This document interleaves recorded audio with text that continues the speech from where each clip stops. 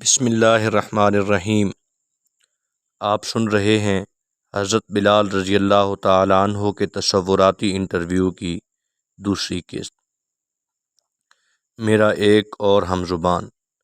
جس وقت وہ عمار کو لے کر آئے، میں غلاموں کے مخصوص انداز میں دیوار سے لگا کھڑا تھا۔ انہوں نے اسے دھکا دے کر زمین پر گرا دیا۔ زمین پر گرتے ہی عمار نے سر اٹھا کر انہیں دیکھنا شروع کر دیا۔ میں نے دل میں کہا اب خیر نہیں، غلام کا کیا کام کہ سر اٹھائے، اس کی تو عافیت ہی سر جھکائے رکھنے میں ہے۔ لیکن عمار مجھ جیسا غلام نہیں تھا، اسے غلام بنایا گیا تھا۔ وہ بھی مجھ جیسا ہوتا تو اسے اس رمز سے آشنائی ہوتی۔ وہ تو یوں لگتا تھا جیسے اپنا حق طلب کر رہا ہو، بالکل آزاد لوگوں کی طرح جو اپنے حق کی خاطر مقابلے پر اتر آتے ہیں۔ محمد صلی اللہ علیہ وآلہ وسلم تمہیں کیا سکھاتا ہے؟ ابو سفیان نے پوچھا۔ وہ سکھاتے ہیں کہ اللہ کی نظر میں سب انسان برابر ہیں، بالکل ایسے جیسے کنگھے کے دندانے۔ میں دیوار سے پشت لگائے ہوئے عمار کے یہ الفاظ سن کر سر سے پاؤں تک لرز گیا۔ میرے جسم میں ایک سرد لہر دوڑ گئی، مگر ادھر امیہ کا چہرہ تپ کر سرخ ہو گیا تھا۔ غلام اور آقا کی نبضیں ایک سی نہیں ہوتیں۔ مجھے آج بھی حیرت ہے کہ عمار کو آخر سوجھی کیا ہے۔ اللہ کے بندے، تجھے اتنی بہادری دکھانے کی ضرورت کیا تھی؟ تو بڑی آسانی سے کہہ سکتا تھا کہ محمد عبادت کرنا سکھاتے ہیں، سچ بولنا سکھاتے ہیں، ہمسایوں کی خبر گیری کی تلقین کرتے ہیں، اس کے بعد وہ یقیناً تجھے چھوڑ دیتے۔ لیکن تو نے تو ایک فقرے میں وہ ساری کی ساری بنیادیں ہلا کر رکھ دیں جس پر مکے کے مردم آزاد استحصالی معاشرے کی عمارت تعمیر تھی۔ اس پر بھی بس نہیں، ایک بار پھر عمار کی آواز آئی، محمد صلی اللہ علیہ وآلہ وسلم ہمیں سکھاتے ہیں کہ صرف ایک اللہ کی عبادت کرو۔ ابو سفیان کو دوسرے آقاؤں کے مقابلے میں نیک سمجھا جاتا تھا۔ ہم غلاموں کے حلقے میں اس کی شہرت بہت اچھی تھی۔ اس کے اپنے غلام بھی اس کو برا آقا نہیں سمجھتے تھے۔ جہاں جنبش ابرو سے کام چل سکتا ہو وہاں وہ زبان کبھی نہیں ہلاتا تھا۔ لیکن مجھے ابو سفیان کی خاموشی اور نرم رویے سے خوف آتا تھا۔ عمار شاید اس کے اس دھیمے انداز سے دھوکہ کھا گیا تھا جو سب کچھ کہتا چلا گیا۔ جب ابو سفیان نے اس سے اپنے مخصوص لہجے میں سوال کیا تو عمار بدنصیب یہ سمجھا کہ وہ اس سے برابر کی حیثیت سے بات کر رہا ہے اور واقعی اس سے صحیح جواب چاہتا ہے۔ ایک اللہ۔ ابو سفیان کے لہجے میں غصہ کم اور تجسس زیادہ تھا۔ لیکن ہمارے تو 360 خدا ہیں جو ہماری حفاظت کرتے ہیں اور ہماری مرادیں برلاتے ہیں۔ کتنی اچھی طرح یاد ہے مجھے وہ دن اور اس واقعے کا ایک ایک لمحہ، اور کیوں نہ یاد ہوتا کہ اس دن چند ثانیوں بعد میری ساری کائنات بدل گئی تھی۔ محمد کو احساس نہیں کہ ہم مکے میں خداؤں کو گھر مہیا کرتے ہیں، یہی ہماری روزی ہے۔ سب قبیلوں کے اپنے اپنے خدا ہیں جن کی پرستش کے لیے وہ یہاں آتے ہیں۔ خدا ہمارے معبود بھی ہیں اور ہمارا ذریعہ معاش بھی۔ اور کیا ہم لوگ غریبوں، کمزوروں کی نگہداشت نہیں کرتے؟ ابو سفیان کہتے کہتے رک گیا، بالکل ڈرامائی انداز میں، جیسے بڑے بڑے مقرر کوئی بات کہہ کر تاثر پیدا کرنے کے لیے تھوڑا سا وقفہ دیتے ہیں۔ اگر ہم 360 خداؤں کو چھوڑ کر ایک خدا کو ماننے لگیں جو نظر بھی نہیں آتا اور جو ہر جگہ بتایا جاتا ہے، اس باغ میں، طائف میں، مدینے میں، یروشلم میں، چاند پر، تو پھر مکہ کہاں جائے گا؟ جب ہر گھر میں خدا ہوگا تو یہاں کوئی کیا کرنے آئے گا؟ اس منطق پر ہر چہرہ مطمئن نظر آ رہا تھا۔ بات یہیں ختم ہو جاتی اور کسی پر کوئی عذاب نازل نہ ہوتا، مگر شومیری قسمت کہ میرے آقا نے اچانک مجھے اس معاملے میں الجھانے کا فیصلہ کر لیا۔ امیہ اب تک خاموش بیٹھا تھا، میری پشت پر کھڑی دیوار کی طرح سناکت، لیکن اگلے ہی لمحے میری پشت پر کوئی دیوار نہیں تھی، کیونکہ میں اپنے آقا کے منہ سے اپنا نام سن کر دوڑ پڑا تھا۔ امیہ اپنے ریشمی ملبوس کے لہراتے ہوئے گھیر میں عمار کے پاس پہنچا۔ تم کہتے ہو کہ ایک غلام کا رتبہ اس کے آقا کے برابر ہے؟ وہ تیزی سے چلتا ہوا عمار کے پاس آ کر یکا یک رک گیا تو اس کی ریشمی عبا اس کی پشت پر لہرا کر ایک لمحے کے لیے اس کے گرد لپٹ گئی۔ یہ سیاہ فام بلال جسے میں نے اپنے پیسے سے خریدا ہے، میرے برابر ہے؟ یہ کہہ کر وہ رکا اور بزوں میں خود اپنے سوال کی معقولیت کا لطف اٹھانے لگا۔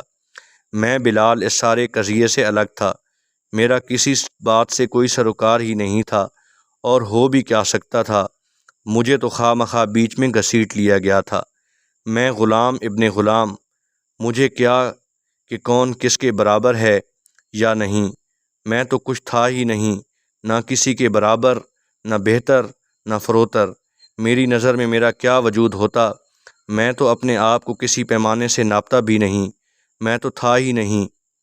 امیہ کے الفاظ میں غصہ بھی تھا، طنز بھی، اور اس طنزیہ لہجے میں یہ سوال پوچھتے ہوئے وہ اپنا ہاتھ ایک پیالے کی سی شکل میں عمار کے منہ کے پاس لے گیا، بالکل مسخروں کے سے انداز میں۔ صورتحال مختلف ہوتی تو شاید مجھے اس پر ہنسی آ جاتی۔ امیہ کو جواب کا انتظار نہیں تھا، اسے جواب کی ضرورت بھی نہیں تھی، ایسی بات کا جواب ہو بھی کیا سکتا تھا؟ لیکن عمار کی نااقبت اندیشی کہ وہ اس سوال کا بھی جواب دینے کو تیار ہو گیا۔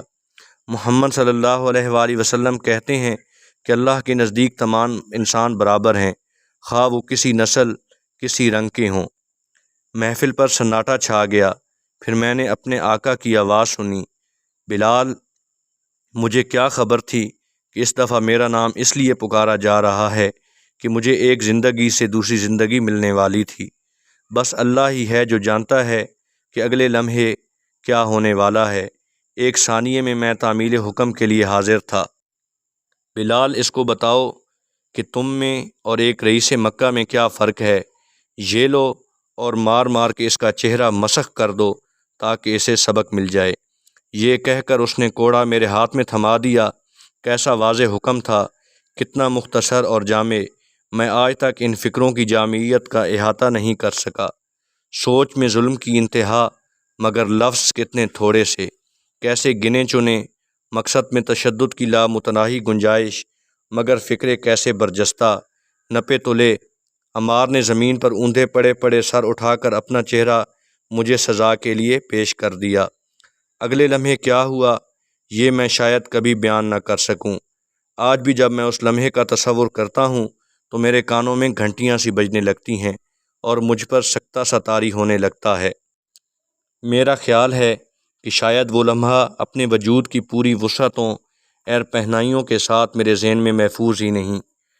امیہ کی آنکھیں جو غصے سے باہر نکلی پڑی تھیں، اور ابو سفیان کا نصف چہرہ، کیونکہ اس نے نظریں دوسری طرف پھیر لی تھیں۔ ابو سفیان سزا دینے کا قائل تھا، مگر اس میں براہ راست شرکت کو وہ اپنے منصب سے گری ہوئی بات سمجھتا تھا۔ لیکن عمار صاف میری نظروں کے سامنے تھا، وہ ٹکٹکی باندھے مجھے دیکھ رہا تھا۔ اس کی نظروں میں پاکیزگی تھی، سکون تھا، بے خوفی تھی۔ سرتاپا مجبور مگر پرعزم، میں نے اس کی آنکھوں میں ایک ایسی قوت دیکھی جو مجھے اپنے غلامی کے بندھن سے بھی زیادہ طاقتور محسوس ہوئی۔ ٹھیک اس لمحے امیہ کا غلام بلال کسی اور کا غلام ہو گیا۔ میں نے کوڑا ہاتھ سے گرا دیا۔ سب نے بیک وقت ایک آواز کے ساتھ اندر کی طرف سانس کھینچا۔ منہ کھلے ہوئے تھے، چہرے حیرت زدہ۔ جو انہوں نے دیکھا تھا ان کی سمجھ میں آ گیا تھا، جو میں نے کیا تھا مجھے معلوم تھا۔ ایک غلام باغی ہو گیا تھا۔ عمار نے گھسٹتے گھسٹتے ہاتھ بڑھا کر کوڑے کو پکڑنے کی کوشش کی اور بالآخر کامیاب ہو گیا۔ کوڑا پکڑ کر اس نے اپنے لرزتے ہاتھوں سے دوبارہ میرے ہاتھ میں دے دیا۔ وہ ہولے ہولے کچھ کہہ بھی رہا تھا، اس کی سرگوشی میرے دماغ میں چیخوں کی طرح گونج رہی تھی۔ بلال، جو یہ کہتے ہیں کرو۔ بلال، یہ تمہیں مار ڈالیں گے۔ لیکن اس بار جو میں نے کوڑا نیچے پھینکا تو میرے اوپر جیسے نور کی پھوار پڑ گئی۔ میں نے دیکھا کہ ابو سفیان نے امیہ کو اشارہ کیا۔ میں نے ہند کی ہلکی سی ہنسی سنی اور مڑ کر اس کی طرف دیکھا۔ میں ہند کو ساری زندگی سے جانتا تھا، لیکن اس کے چہرے کی طرف دیکھنے کی جرأت مجھے کبھی نہیں ہوئی تھی۔ بس اس کی کچھ جھلکیاں تھیں جو میرے ذہن میں تھیں، جن کو جوڑ کر میں انہیں ہند کی شخصیت سے تعبیر کر لیا کرتا تھا۔ مجھے یقین نہیں آتا تھا کہ آج میں نے اسے سر سے پاؤں تک دیکھ لیا۔ امیہ کا چہرہ ٹھہرا ہوا تھا، وہ غیر معمولی طور پر چپ چپ بھی تھا۔ پھر ایک دم میری طرف دیکھا اور کہنے لگا، بلال، اگر تمہیں یہ زعم ہے کہ تم انسان ہو اور یہ کہ تمہیں بھی خدا رکھنے کا حق ہے تو کان کھول کر سن لو، تمہارے خدا وہی ہوں گے جو تمہارے آقا کے خدا ہیں، کوئی نیا خدا میرے غلام خانے میں نہیں لایا جا سکتا۔ پھر امیہ نے باہر نظر دوڑائی اور کہا، تمہاری اصلاح کرنی پڑے گی، لیکن آج نہیں، میں سورج کے نصف النہار پر آنے کا انتظار کروں گا۔ آج وہ ذرا ڈھل گیا ہے۔ پتہ نہیں کدھر سے اشارہ ہوا، لیکن اگلے ہی لمحے میں نے اپنے بازوؤں اور گردن کے گرد رسیوں کی گرد محسوس کی، اور آنن فانن انہوں نے مجھے جس طرف چاہا توڑا مروڑا جھنجھوڑا اور جکڑ کر رکھ دیا۔ میں غلام تھا، کبھی نافرمانی کا تصور بھی نہیں کیا تھا، لیکن اس وقت میں ضرورت سے زیادہ فرما بردار بنا ہوا تھا۔ وہ مجھے جس طرف موڑے مڑ جاتا، جس طرف بٹھاتے بیٹھ جاتا، جب کہتے کھڑا ہو جا کھڑا ہو جاتا، باندھنے لگتے تو میں خود ہاتھ پاؤں آگے بڑھا دیتا۔ اچھی طرح مشقیں کس کے انہوں نے مجھے کمر سے باہر دھکیلا اور دھکا دے کر غلام خانے کے فرش پر گرا دیا۔ کل کے سورج کے انتظار میں۔ آپ سن رہے تھے حضرت بلال رضی اللہ تعالیٰ عنہ کے انٹرویو کی دوسری قسط۔ اگلی قسط کے لیے ہمارا چینل ضرور سبسکرائب کیجیے۔ بہت بہت شکریہ۔